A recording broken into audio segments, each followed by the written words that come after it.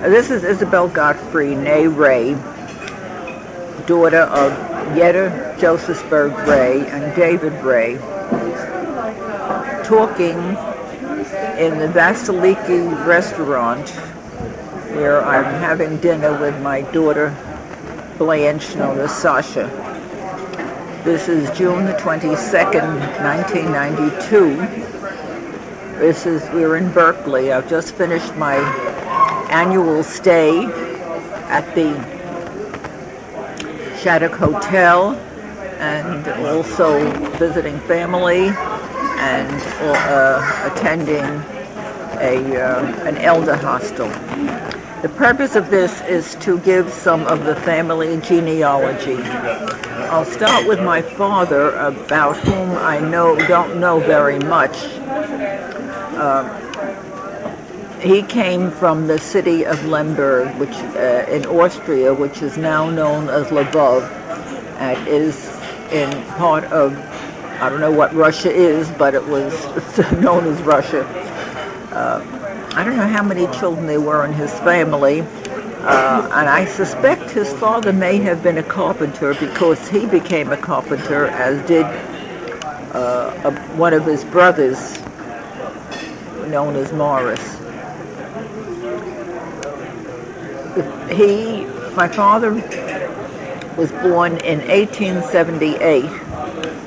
He came to this country probably in the very early 1900s.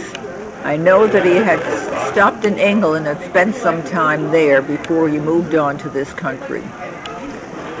He worked as a carpenter. In order to learn the English language. What year did he come to? What?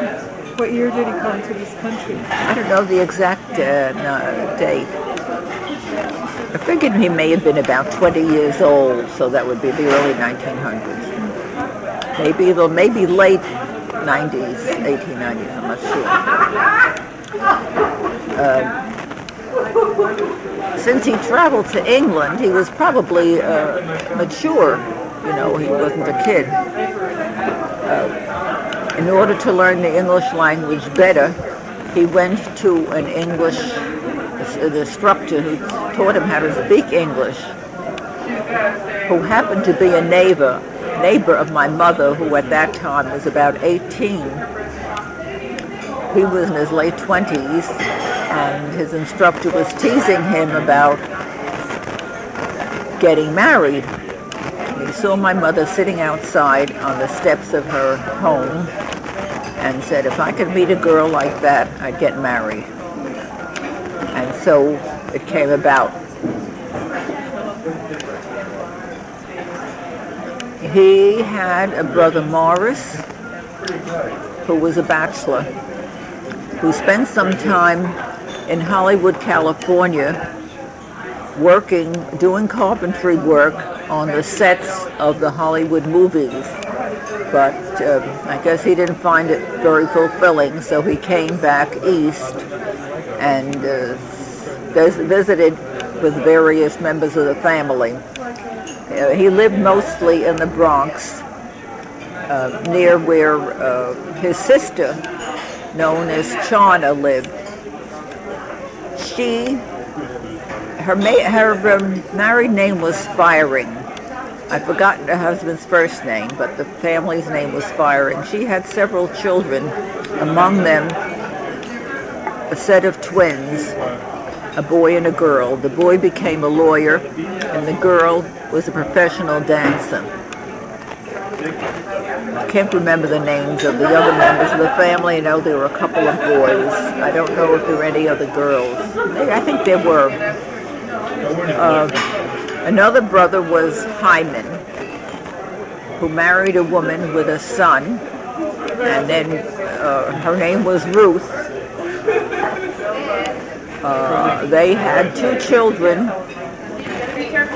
The girl was Ruth, and forgotten her son's name. Well, maybe it'll come back to me. I'm sorry, I've forgotten her brother's name, Hyman's son. Right. Joseph. Yeah. Ruth was probably a couple of years older than I. I remember visiting her when I must have been about 8 years old. She wore long Mary Pickford curls at the time. In fact, recently I found a picture of her with those curls, and I sent them to her son, Larry. She had one child. His name was Larry Sanders, who was an assistant principal in one of the junior highs in Brooklyn. Then there was another brother named Sam. He had 5 sons and 1 daughter. The opposite of my family, we had 5 girls and 1 boy. I think I'll get on to my mother's family now. My mother grew up in a town called Borislav. It was in Austria, but on the Polish border. Her father was a supervisor in the oil fields in Borislav, which I understand was owned by John D. Rockefeller. Now, these weren't oil wells. They were oil fields where wax that is used, I was told it could be known as paraffin, wax that is used to make candles. They used a lot of Polish labor for these fields. And my grandmother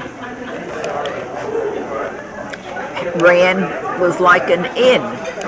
She would make lunches, food for these laborers. I guess it was the way of accommodating them when they must have had long working hours. My mother's mother bore 13 children, of whom 7 survived. My mother was the first girl who survived. My grandmother used to tell me about when she wanted to visit her parents, she would get into a wagon, and it was a long, long ride. I asked my mother when she was pretty old, she was in a nursing home and wasn't completely with it, what her father did for a living, because not her father, what her grandfather, what her mother's father did for a living, because Grandma used to say her father was a rabbi. Maybe they couldn't make a living being a rabbi, and she said salt. That put me to wondering, because I didn't know salt comes from the ocean, and there was no ocean where they lived. And I asked my husband Arthur's Aunt Tess, who is 90 years old now, but very knowledgeable about the geography and location of many of the areas in Europe.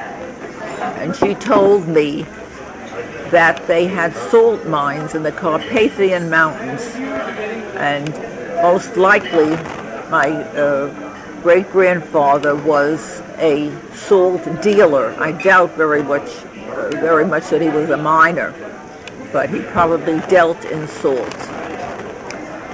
After a while, anti-Semitism began to take hold, and so the whole family, most of them, with the exception of one son, I think he was in the army, came over to this country in the late 1890s. And they came through Ellis Island. Well, not through, because one of the boys, I'm not sure which one, had kind of a rash on his face, and because they were looking for communicable diseases, they